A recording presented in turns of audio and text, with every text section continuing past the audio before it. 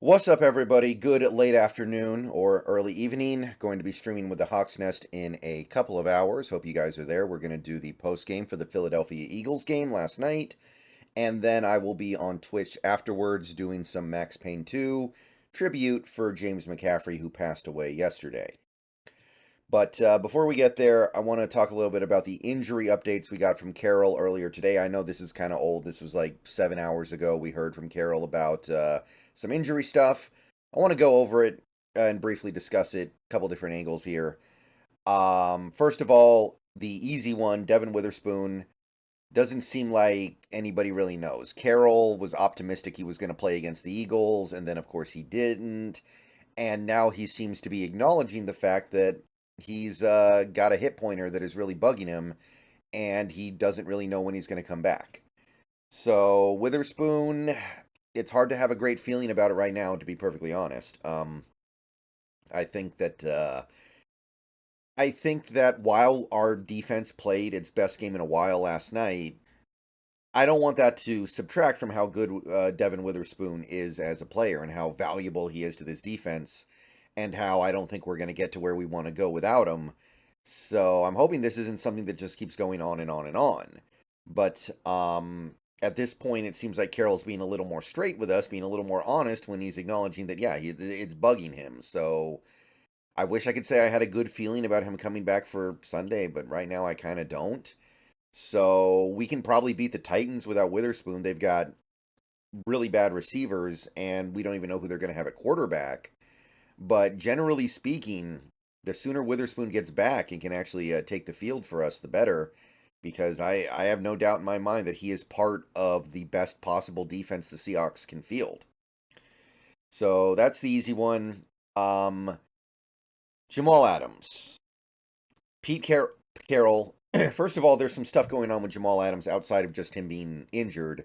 I'm going to talk more about that probably tomorrow. But he apparently wasn't at the stadium, and Carroll said he was okay with that, but I don't know if he was actually okay with it. Whatever, that doesn't really matter to me that much. What matters, Carroll did indicate that Adams should be back this week against the Titans, which I don't want to step on a video that I'm going to be making in the future here, but it's beyond time to pull the plug. I'm sorry that his grand master plan didn't work, and it's not totally his fault it didn't work because Adams did get hurt multiple times with devastating injuries that derailed his career. But either way, it's not going to work.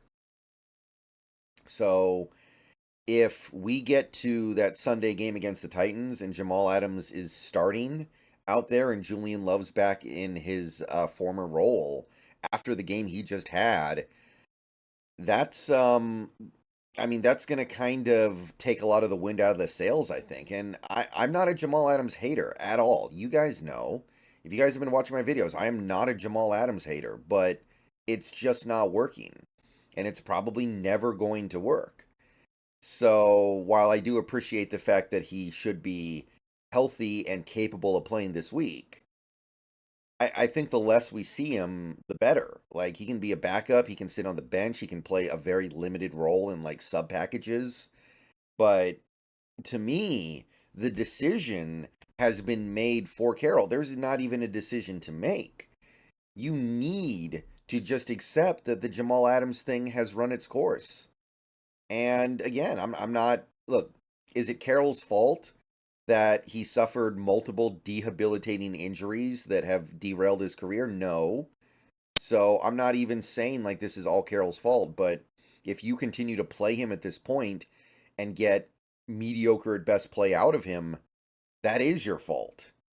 So, I mean, it's nice to know that physically he'll be able to go going forward, I guess. It'll be nice to have that depth, but at this point, I'm really hoping Carroll wakes up, smells the coffee, and realizes you just need to roll with what worked so well on Monday in terms of Julian Love absolutely taking that game over, not just with the turnovers, by the way. He played an all around excellent game.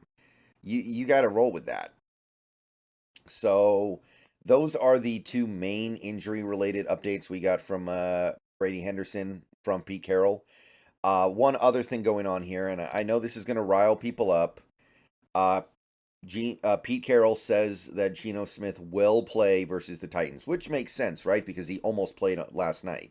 If he almost played last night, he should be able to play on next Sunday. And I know that's going to rile people up. I know people are going to start.